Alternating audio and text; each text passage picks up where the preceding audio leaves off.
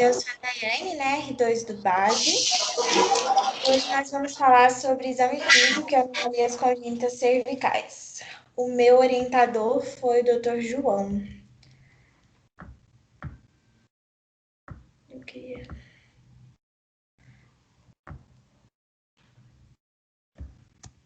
Então, primeiro eu vou começar falando um pouco sobre a anatomia do pescoço, né, a anatomia da região cervical.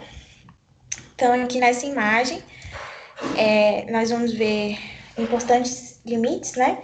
São o músculo de gástrico, fica aqui, o osso ióide, a cartilagem tireoide aqui, a cartilagem cricoide. Aí aqui ele mostra, né, veia jugular externa, o ventre inferior do músculo omoioideu, aqui fica a região do plexo braquial, o trapézio, a clavícula. Nessa imagem, nós vemos que o músculo esternocleidomastoide, ele divide o pescoço em dois triângulos, o triângulo anterior e o triângulo posterior. O triângulo anterior, ele é posteriormente dividido em triângulo submentoniano, submandibular, triângulo carotídeo, que é para onde a gente na cirurgia procura para acessar a carótida, né, se for ligar, enfim, e o triângulo muscular. O triângulo posterior, ele é dividido em triângulo occipital e triângulo subclavicular. Isso. E aqui a gente vai ver, né, a jugular interna, o vago, o nervo laringeu superior, que é ramo, né, do vago, o nervo hipoglosso, glosso faríngeo e o acessório.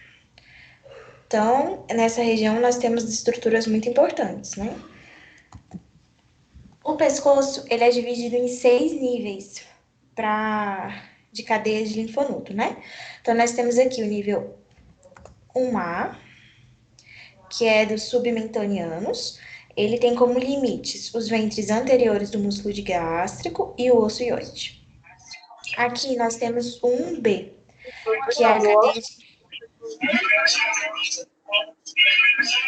a cadeia de linfonodo submandibular. Nós temos como limites mandíbula, ventre anterior do músculo de gástrico e o músculo estiloioide. Depois nós temos a cadeia de linfonodo, a segunda cadeia, né, que também é dividida em 2A e 2B. A 2A, ela nessa topografia, são as jugulares superiores. E aí nós temos como limites o forame jugular, o músculo estiloioide, o nervo acessório e a bifurcação da carótida. O 2B, nós temos as jugulares inferiores. E aí, como limite, nós temos a porção posterior do esternocleido, a bifurcação da carótida, aqui inferior, né? E o nervo acessório. Aqui nós temos o nível 3, que são dos jugulares médios, que é a bifurcação da carótida, o músculo omoioide, a borda lateral do esternoioide e a borda posterior do esternocleido. Mais embaixo, nós vamos ter o nível 4. Dá para ver aqui também. Que são as jugulares inferiores. E nós temos como limites o músculo omoioide, a clavícula, a borda lateral do esternoioide e a borda posterior do esternocleido. Nós temos também o nível 5, que também é dividido em 5A e 5B.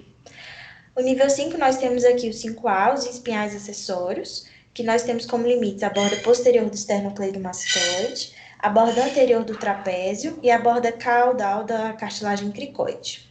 Aqui no 5B, nós temos os transversais, cervicais e supraclaviculares. Aí nós temos como limites clavícula, borda inferior da cartilagem cricoide, borda anterior do músculo trapézio e a borda posterior do esternocleido. E o nível 6 são os níveis pré-traqueais. Então, ele fica entre o osso ióide, as carótidas e a fúrcula external. Isso aqui é muito importante, né, nas cirurgias, tanto para caracterizar a topografia dos linfonodos, quando você vai fazer um exame físico, quanto em cirurgias da cabeça e pescoço, né, esvaziamento cervical, nós vemos muito. Então, agora eu vou falar um pouco sobre o exame físico, né, do pescoço.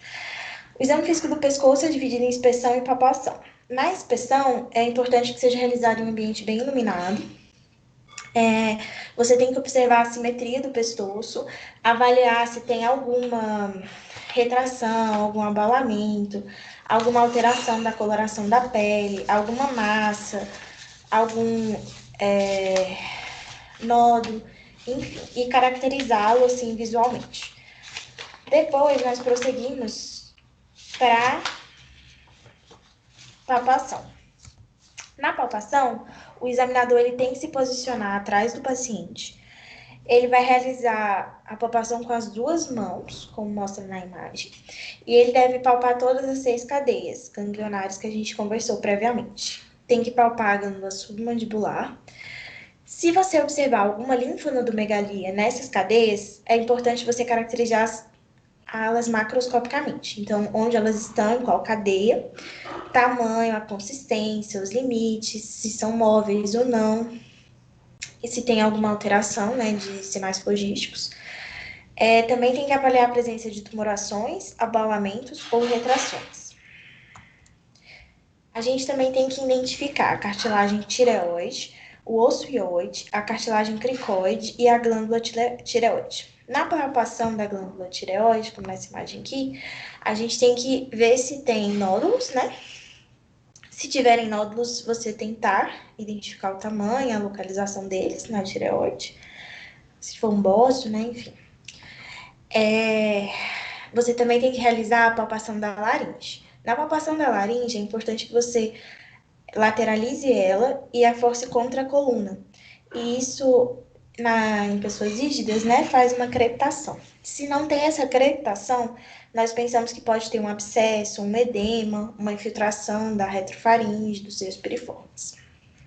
A perda desse sinal de crepitação. Então, agora a gente vai falar um pouco sobre a embriogênese.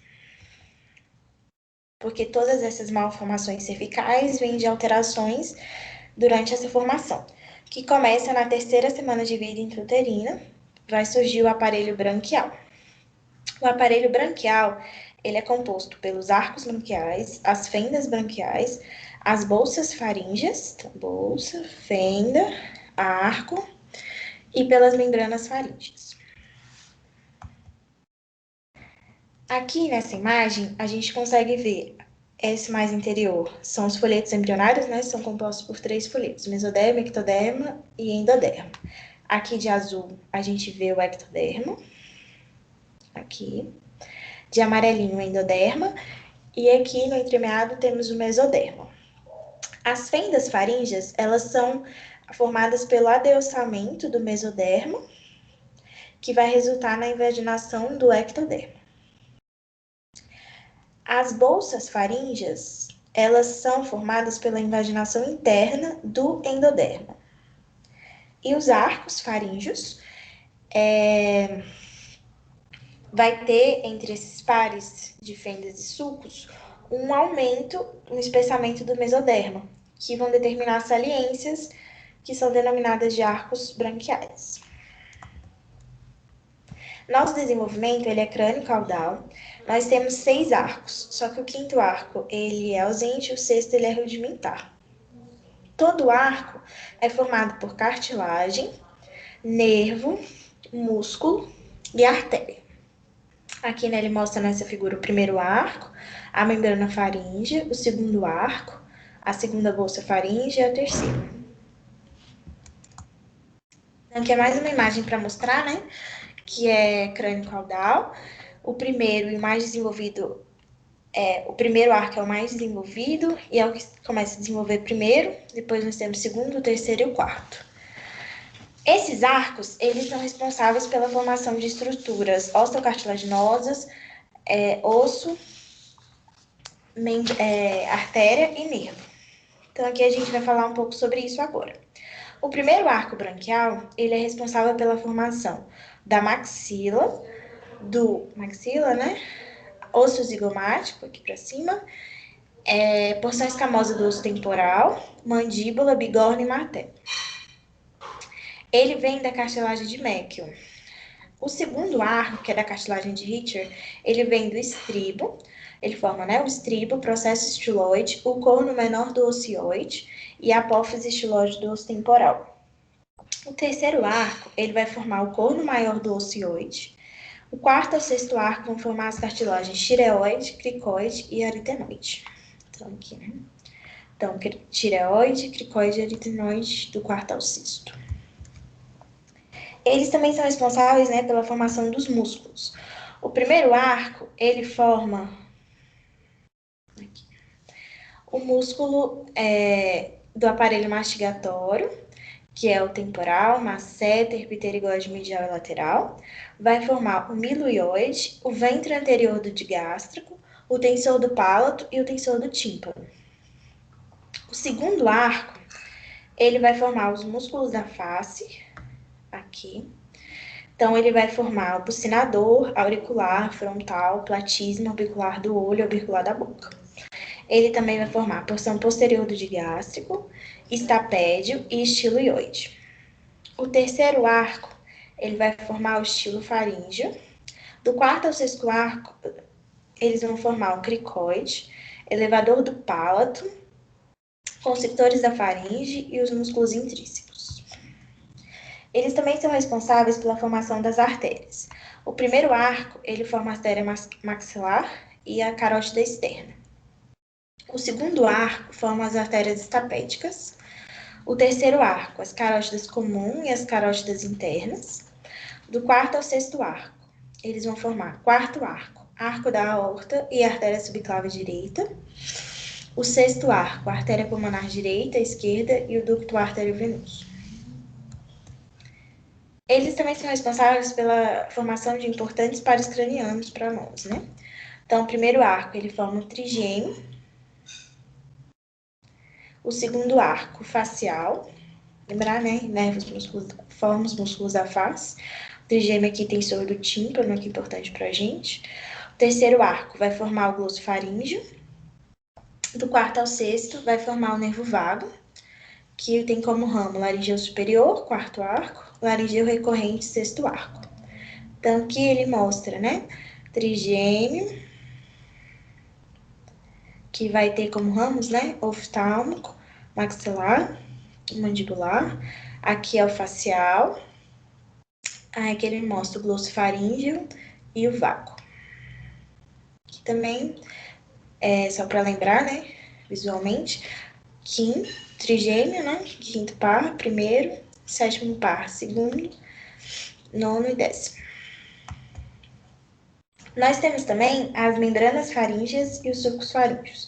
São 4 pares de membranas, mas apenas a primeira vai contribuir para formar alguma estrutura e ela forma a membrana timpânica.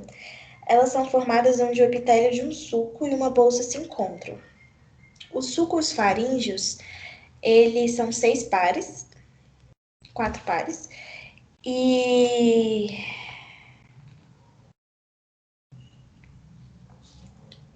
isso, 4 pares, só que só o primeiro vai formar o conduto aditivo externo. Aqui são as bolsas faríngeas, que são 4 pares de bolsas faríngeas. Aqui vai mostrando, então, a membrana timpânica, que ela vem da membrana faríngea, né? E o do sulco faríngeo forma o conduto auditivo externo, né? Acústico externo. Aí aqui vai formar que vai mostrar, né, que o primeiro par, ele forma a cavidade timpânica e a orelha média. O segundo par vai formar as tonsilas palatinas. O terceiro par vai formar as glândulas paratireoides inferiores e o timo. E o quarto par vai formar as glândulas paratireoides superiores. Agora a gente vai começar a falar sobre os tumores cervicais congênitos, né? Então aqui, primeiro, eu quero esclarecer, né, algumas coisas sobre a importância do diagnóstico. Então é importante a gente lembrar que nem todas as massas, elas estão presentes no nascimento.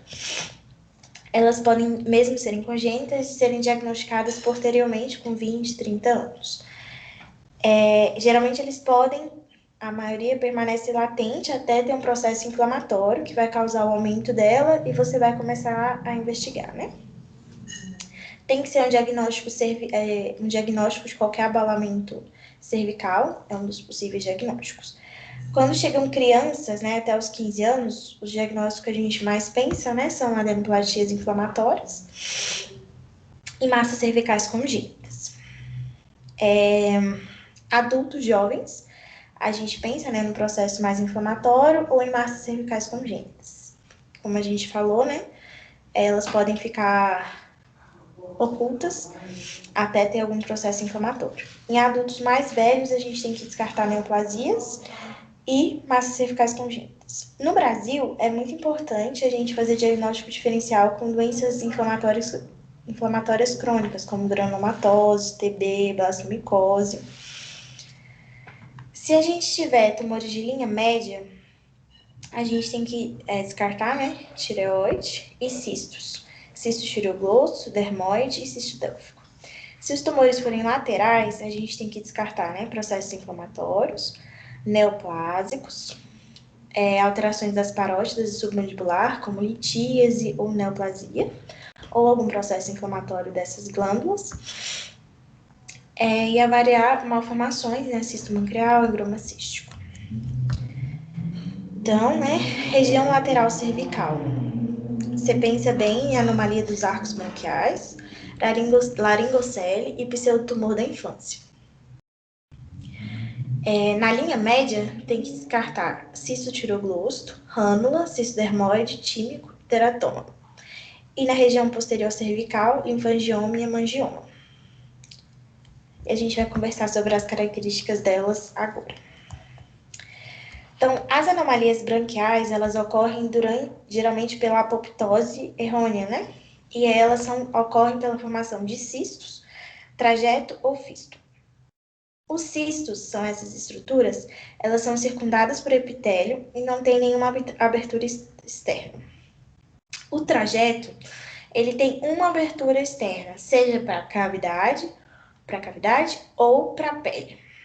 Então, o trajeto tem uma abertura, cisto não tem nenhuma. A fístula, ela tem duas aberturas, dois orifícios. Um para a cavidade e o outro para a pele. Geralmente, quando o primeiro e o segundo arco tem fístula, eles apresentam aberturas externas na pele, ou seja, o orifício externo é a pele. O terceiro e o quarto arcos têm os orifícios internos para a faringe. Então, agora a gente vai começar falando das cistos e fístulas da primeira fenda branquial.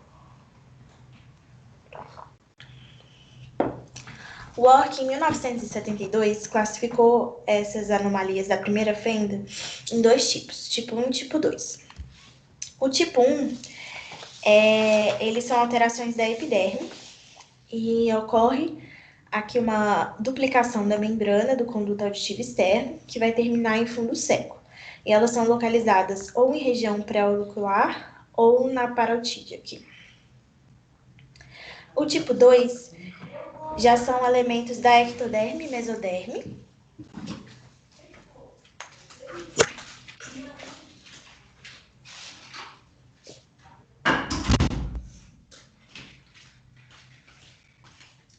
Da mesoderme e da ectoderme. E eles formam seios ou cistos que partem daqui do triângulo cervical anterior e vão até a região do conduto auditivo externo.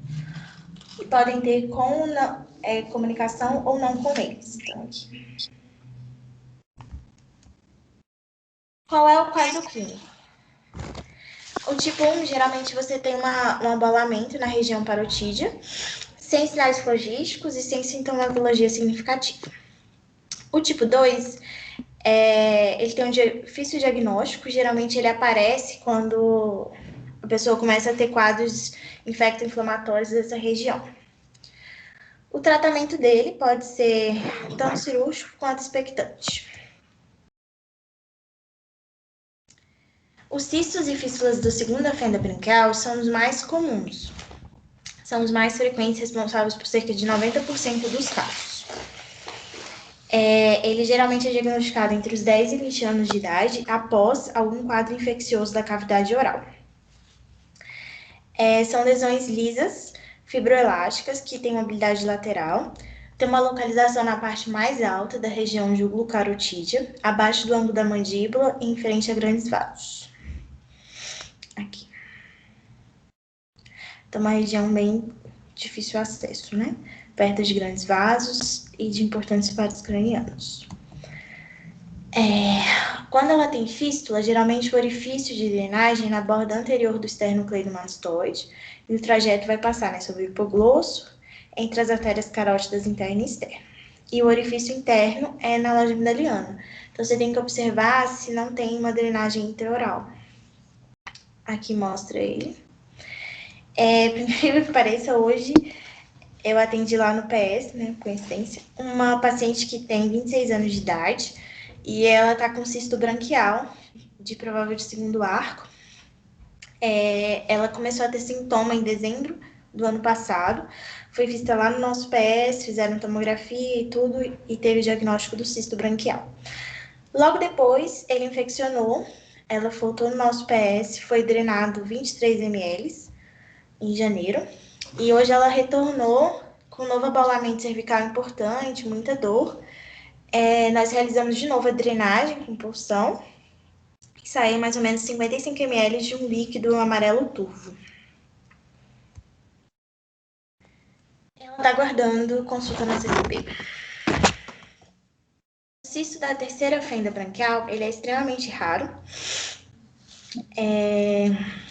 Tem um trajeto posterior à artéria carótida interna e acima do nervo hipoglosso. Tem uma apresentação clínica muito variada, pode ser uma massa cística na parte inferior do pescoço e na fúrcula, uma massa cervical associada a um desconforto respiratório agudo, por compressão, né? E infecções de repetição dos espaços cervicais em pacientes adultos. Se tiver fístula, o orifício externo vai ser na borda anterior do esternocleido e o orifício interno no seio piriforme. E aqui, nessa imagem, dá para ver. Tratamento cirúrgico. O cisto da quarta fenda branquial é mais raro ainda. Ele tem um trajeto descendente junto à artéria carótida comum até o tórax, passando abaixo do arco aórtico na esquerda e da artéria subclava à direita. Se tiver fístula, o orifício interno de drenagem é o esôfago e o externo a borda anterior do esternocleito. Tratamento cirúrgico. Aqui eu trouxe uma abordagem geral, né? Diagnóstica dos cistos, então a gente pode fazer uma tomografia, como a da paciente do PS. Nós podemos fazer uma ultrassom, que vai mostrar uma lesão cística. Aqui é uma punção que foi feita de um desses casos, que vem esse líquido amarelo citrino, pode vir mais turvo, né? E a citologia, células epiteliais e neutrófilos abundantes. Aqui é uma imagem, né, do cisto. Agora a gente vai falar de outras malformações congênitas. Nós temos também os linfangiomas ou higromas císticos, que é essa tumoração aqui. É um tumor benigno, pouco frequente. Ele é formado por cistos limitados por endotélio vascular, ilhas de linfa e encasiões de sangue. Então, ele é uma formação, né, do sistema linfático. Então, são malformações envolvidas a partir do endotélio linfático e ilhas de linfa e sangue. Esses cistos eles são rodeados por tecido fibroadiposo, com formações linfáticas e fibras musculares. Nós temos como tipo, 3 tipos: linfangioma capilar, cavernoso ou cístico. O linfangioma capilar ele é formado por cistos de aproximadamente 1 milímetro de diâmetro e são localizados principalmente sobre pele e mucosa. O linfangioma cavernoso ou microcístico tem cistos de menos de 5 milímetros e o linfangioma cístico ou macrocístico tem cistos de mais de 10 milímetros.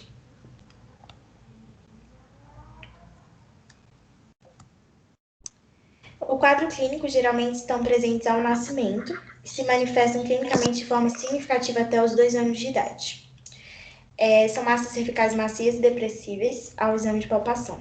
Se elas forem muito extensas, ela pode ocasionar sintomas importantes, como dispneia pela compressão das vias aéreas, ou disfagia, né, por compressão do esôfago. Você pode ter dentro dela uma hemorragia subclínica ou maciça, que ela é uma hemorragia intracística. Em 50% dos casos, né, o diagnóstico é feito ao nascimento. Você pode fazer a transiluminação, né, que ela é patognomônica, mas a sua ausência não permite descartar o diagnóstico. Aqui eu trouxe algumas imagens. O diagnóstico ele pode ser feito no ultrassom do pré-natal, que vai no segundo semestre da gestação, que vai mostrar esse tipo de imagem. Uma lesão heterogênea aqui, septada, acometendo a região cervical. Essa aqui é uma imagem de uma ressonância que foi feita em um estudo que eu vi pré-operatória. E ela mostra que o higroma cístico ele tem um hipersinal em T2. E você também pode fazer uma tomografia, que vai mostrar uma densidade líquida, né? Mas é importante lembrar que o diagnóstico, né, também tem a parte clínica da massa cervical indolor, de consistência de lipoma, em uma criança ou adulto jovem. O tratamento. Então, o tratamento, existem algumas discussões, né? Ainda é de primeira linha a abordagem cirúrgica.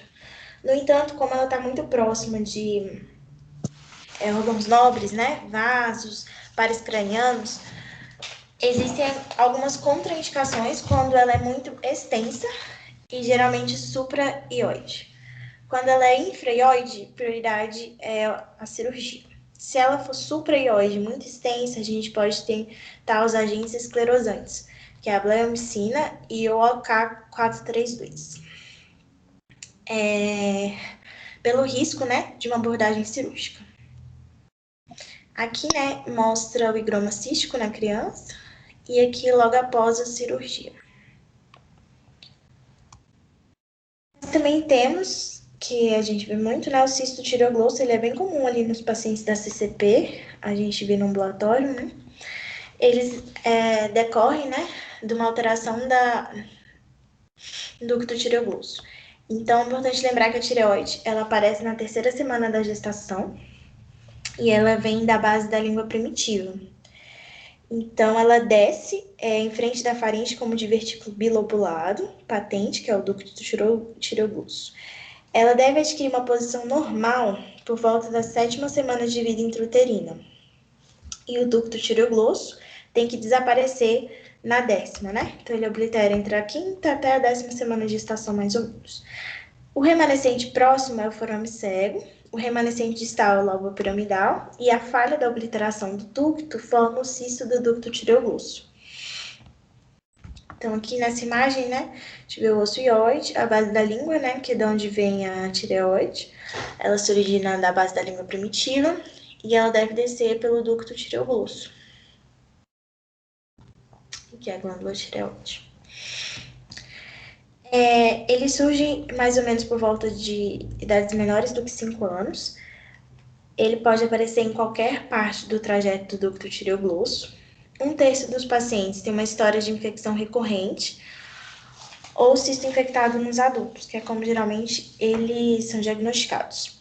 Geralmente ele tem uma localização paramediana, na linha média, mas ele pode aparecer em qualquer lugar ao longo do trajeto. Ou seja, ele pode ser um nódulo firme implantado entre o miloioide, um abalamento paramediano ou enormes tumefações da pele. Na clínica, né, você vai ver o mais comum, é uma massa na linha média que vai se elevar a produção da língua e a deglutição. Isso é bem importante para diferenciar de outros tumores. Então, ele eleva a protusão da língua e a deglutição. Diagnóstico. Aqui a gente vai ver, né, na tomografia, cortes da tomografia, para você ver se ela é bem importante quando o tumor é muito grande, né, para avaliar a abordagem cirúrgica. É importante você fazer a ultrassonografia para avaliar se tem glândula tireoide e para diferenciar o cisto tireoglosso de uma tireoide ectópica. É um dos diagnósticos diferenciais. Então, também é importante quando você faz a cirurgia, você tem que levar o material para anátomo patológico, porque ele tem uma chance de magnetizar para carcinoma papilífero. O tratamento ele é cirúrgico. A cirurgia hoje mais utilizada é a de Sistrunk. Eu vi em um artigo também recente que eles estão avaliando uma abordagem endoscópica, mas ainda é novidade.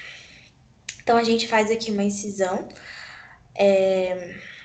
horizontal, né, na linha média, abaixo do ióide, e a gente tem que começar a dissecar aqui, aí você vai descolar É importante descolar mais na região supra, né, do que infra. A gente vai descolar até achar o osso ióide, vai expor o ióide, vai fazer um estoma, né, aí retirar o cisto, né, o ducto.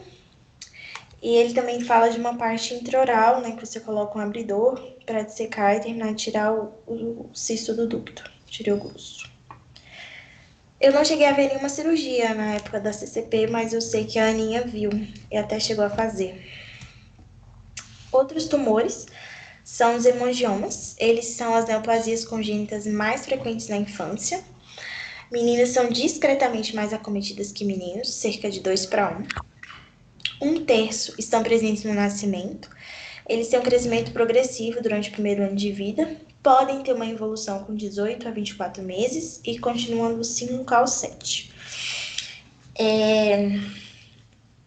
Se tiver hemangiomas em homens e for aqui na região da barba, é importante você fazer videolaríngeo para descartar um hemangioma de laringe e que pode evoluir com mau prognóstico. Os hemangiomas eles podem ser capilares, cavernosos e arteriovenosos. Os capilares eles são formados por capilares compostos de células endoteliais e rodeados por pericistos. Os cavernosos são formados por grandes canais vasculares tortuosos. E os arteriovenosos eles vão ocorrer em partes moles da cabeça e pescoço e são referidas como malformações arteriovenosas. É importante para o diagnóstico a presença clínica de uma massa pulsátil com manifestações de um shunt arteriovenoso. Aí aqui, na ressonância, você vai visualizar uma massa discretamente lobulada que aparece com hipersinal em relação ao músculo em T2 e a isodensa em T1. Se você tiver uma hemangioma em evolução, né, você vai ter áreas de tecido fibro-gorduroso e em T1 você vai ter um hipersinal. Então, quando ele não está evoluindo, ele está isodenso. Se ele estiver em evolução, ou seja, em regressão, ele tem hipersinal. No pescoço, o tipo mais comum é o capilar, que vai envolver, né, o esternocleidomastoide e o escaleno trapézio. Tratamento. Você pode avaliar, né, uma conduta conservadora versus cirúrgicos. Você pode usar o propranolol, corticoides sistêmicos e agentes esclerosantes. São os mesmos do higromacísticos, né? Bleumycina e OK-432. Se o paciente estiver apresentando infecções recorrentes, crescimento rápido, hemorragia, você tem que avaliar a ligação dos vasos que nutrem a lesão e a exérese. A última malformação que a gente... penúltima malformação que a gente vai comentar hoje são os teratomas. Eles são formados, né, por ectoderma, mesoderma e endoderma.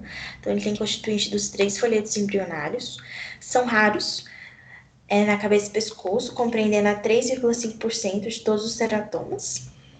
É uma massa no pescoço, descoberta ao nascimento. Raramente se apresenta no primeiro ano de vida. Ele pode cursar com casos graves, né, de obstrução de via aérea superior por compressão. E aí o neném vai apresentar estridor, cianose, dispneia. Também pode ter disfagia por compressão do esôfago, que são massas muito volumosas, né, como a gente pode ver. Aqui ele mostra que ele também pode ser diagnosticado na ultrassom do pré-natal.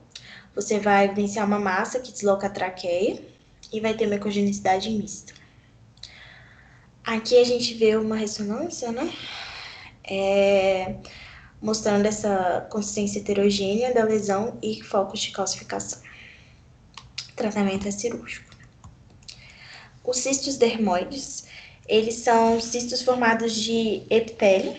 Ele está patologicamente relacionado ao teratoma, né, que ele provém de um epitélio retido durante a embriogênese ou por implantação traumática. É uma cavidade formada por epitélio, preenchida por apêndices de pele, folículos pilosos e glândulas. Eles também podem ser encontrados na órbita, nasofaringe e cavidade oral. São indolores, a não ser quando infectados.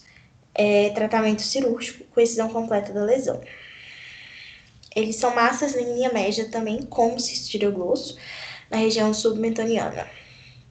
Eles vão se mover com o deslocamento da pele, mas não se movem com a protusão da língua, que é a diferença para o cistireoglosso, que também é uma massa de linha mediana, né? Quer comentar agora ou eu posso ir para o artigo?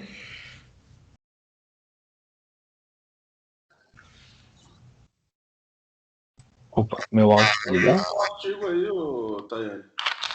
Beleza. O artigo que eu trouxe é o tratamento do higroma cístico com uma injeção intralesional de bleomicina, que é um agente esclerosante. Ele foi publicado no Jornal de Pediatria da Europa. Então, na introdução, né, além de todas aquelas características do higroma cístico que a gente falou previamente, né, que é uma formação com agente sistema endolinfático, com poços de linfa, contendo espaços revestidos de endotélio, que vão variar de tamanho de canais de dimensão, capilar a cistos de vários centímetros de diâmetro. A excisão cirúrgica ainda é o tratamento de escolha, mas quando tem recidiva, ou seja, depois que fez a exérese cirúrgica, retornou, ou quando tem um grande risco de lesão de órgãos vitais pelo tamanho, o tratamento alternativo são os agentes esclerosantes, a bleomicina e o OK432. Esse artigo ele foi feito com uma revisão dos prontuários de pacientes com higroma cístico que foram tratados com injeção intralesional de bleomicina no Queen's Nacional no Instituto de Saúde Infantil entre 1992 e 2007. Analisou-se a idade, né, no tratamento inicial, os locais da lesão e a resposta ao tratamento. O diagnóstico desses pacientes foi realizado, né, por clínica, exame físico e raio-x. Também foram feitas ultrassonografias e tomografias em alguns casos. O que eu achei mais interessante nessa parte é que eles conversaram com os pais dos pacientes e discutiram sobre o caso, tanto sobre a abordagem cirúrgica quanto a possibilidade de injeção de bleomicina. E aí, quando os prós e contras de cada uma, e aí eles fizeram a injeção intralesional de bleomicina nos pacientes cujos pais não quiseram fazer a cirurgia, tanto seja por risco, ou nos pacientes que já tinham, né, grandes lesões, com extensa invasão dos órgãos, recorrência, ou que quando operaram, não conseguiram ter a excisão completa, a exérese completa da lesão. Dependendo da idade do paciente, né, eles fizeram sobre anestesia geral ou local, primeiro uma aspiração do líquido cístico. Depois que aspirou, eles fizeram a injeção da solução de bleomicina, 1 mg em ml de solução salina normal. É que existem dois preparos, né, da bleomicina. Pode ser uma solução salina normal e pode ser em óleo. Vou falar um pouco depois.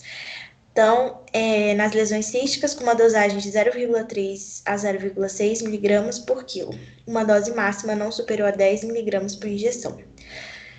Esses pacientes ficavam internados de 24 a 48 horas para observar efeitos adversos. Tinha um retorno em 2 semanas ao mês após a injeção. E vocês poderiam repetir essa dose 2 a 6 semanas, dependendo do resultado. Foi realizada uma radiografia de tórax em 6 meses a 1 ano. Foi considerado um excelente resultado quando as massas desapareceram completamente ou quase completamente com apenas um leve endurecimento. Um bom resultado se as massas apresentaram uma redução superior a 50%, com algumas lesões residuais, e um resultado ruim, ou pobre que ele fala, né? Se as massas apresentaram uma redução de menos de 50% ou não tiveram nenhuma alteração. Foram 70 pacientes, né? 42 do sexo masculino e 28 do sexo feminino. A idade variou de 1 mês a 14 anos. Primeiro tratamento, ou seja, a primeira tentativa com a injeção intralesional de bleomicina foi feita em 51 casos, ou seja, quase 73%. Já em 19 casos, foi o tratamento secundário após recorrência, depois de uma tentativa de excisão cirúrgica. O local mais comum foi o pescoço, com expansão em torno dos órgãos, né?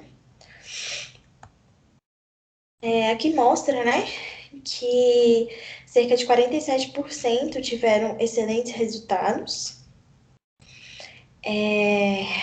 A total de dose, em média, foi de 15 miligramas. Bons resultados, 25 pacientes, cerca de 36%, com a dose média de 32 miligramas. E o resultado por, né, ruim, pobre, cerca de 17%, com uma dose média de 28 miligramas.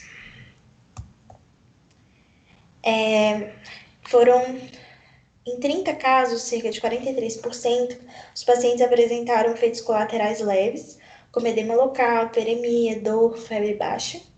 Em 3 casos, tiveram hemorragia intracística, que foi tratada por aspiração com transfusão de sangue. 3 casos, eles tiveram leucopenia. Importante que nenhum paciente desenvolveu fibrose pulmonar. E nós tivemos 3 óbitos. 2 óbitos foram em pacientes que tiveram resultado ruim e eram massas cervicais muito grandes. Uma evoluiu logo após a aplicação com infecção pulmonar e sepse.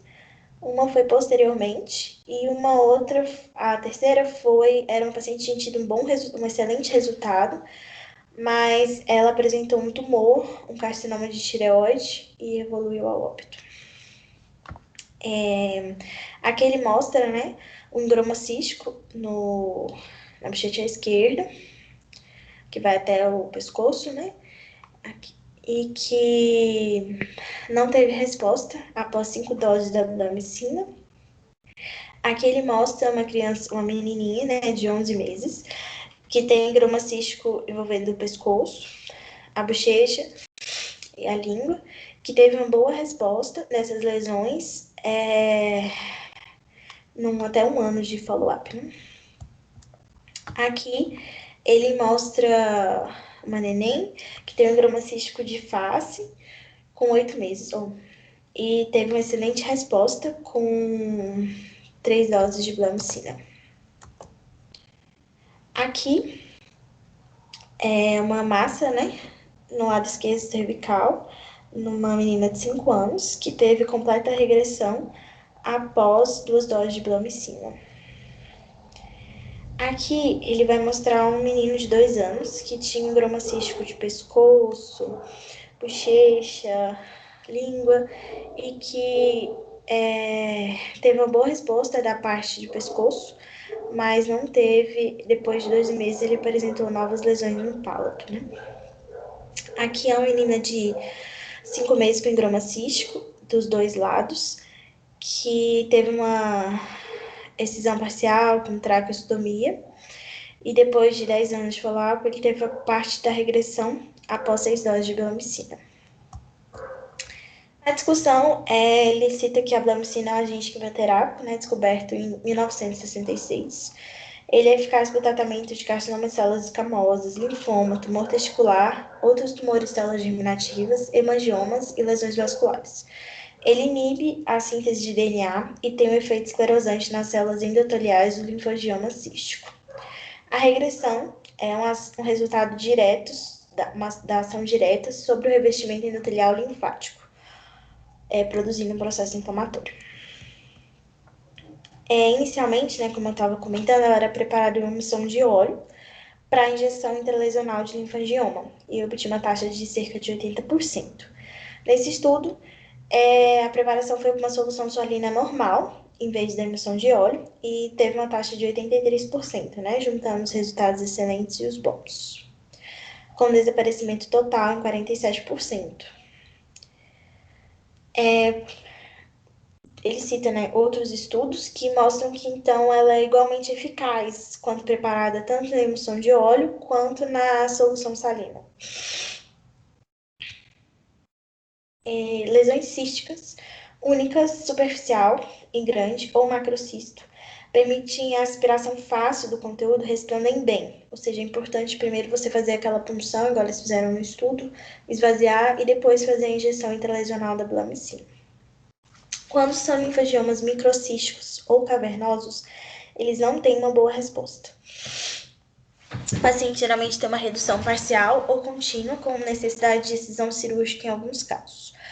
O principal efeito colateral muito grave é a fibrose pulmonar, mas nenhum estudo até hoje teve em pacientes com endroma cístico.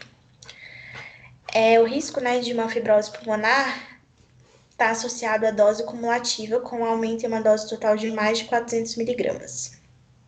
Uma dose superior a 30 miligramas Então é importante você ficar atento à dose, por isso que ele cita várias vezes. E também pacientes que já têm alguma doença pulmonar subjacente, eles não podem ser tratados com blamicina. Então, concluindo, né, essa pesquisa ela sugere que a injeção intralesional de blamicina é um método alternativo eficaz para o tratamento do higroma cístico em casos selecionados, mas que a excisão cirúrgica continua sendo o tratamento de escolha na maioria dos casos, e ela é muito adequada para os casos de recidiva ou tumores em que a remoção cirúrgica pode ser incompleta ou tem um grande risco de lesão de nervos e vasos sanguíneos adjacentes. E é isso. Bem, Tayane. A aula aí no geral ficou boa, assim, a parte de ilustração, tudo, o conteúdo ficou bem legal.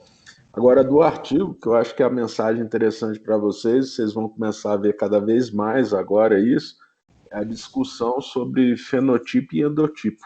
Já leram sobre isso? O fenótipo é a expressão, né? E o genótipo está associado à Não, parte genética. endótipo. Endótipo é um pouquinho diferente. Então, quando você pega fenótipo, esse conceito que vem sendo trazido para várias doenças, inclusive na área da gente, especialmente rinocinusite crônica, rinites, por aí vai, basicamente o fenótipo é o que agrupa os pacientes. Se você pegar aí como parâmetro o higroma cístico, né? Agora você vai vendo que o tratamento, no caso bleomicina, que foi o que o autor usou, ele não teve o mesmo resultado, ou um resultado uniforme em todos os casos, não é isso? Não tem o resultado uniforme. Isso, e aí é onde entra o conceito de endotipo, ou endótipo, tá? Então você vai ter mecanismos diferentes dentro desse fenótipo, e aí você vai ter mecanismos que a medicação atua e mecanismo que nem tanto. E esse é o raciocínio que vai começar a crescer cada vez mais agora no conceito de medicina de precisão, entendeu?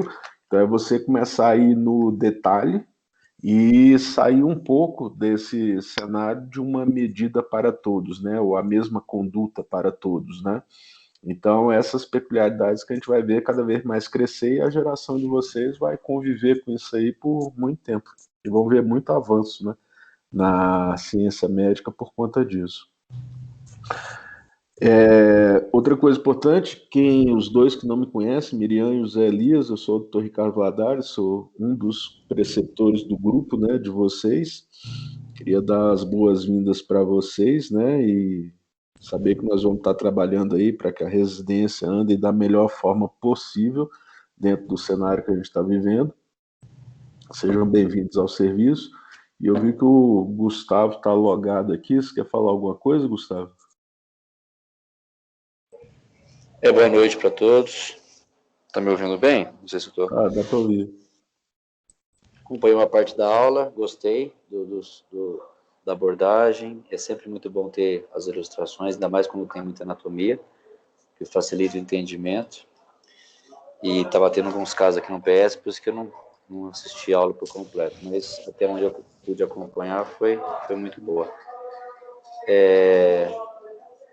Realmente desejamos uma boa-vinda a todos que estão chegando. Tem o pessoal também do HUB, né, que estão presentes. E que a gente espera que esse ano seja um ano proveitoso. A gente tem essas aulas programadas, como hoje, agora com algumas orientações. A gente espera que tenha uma participação maior de todos os staffs da unidade.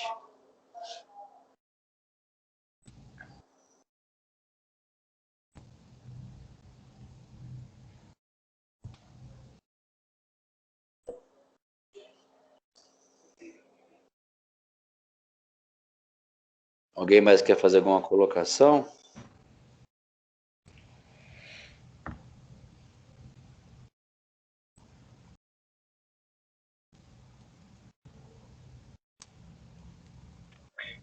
Eu tinha uma pergunta aqui. Vocês conseguem me ouvir? Sim.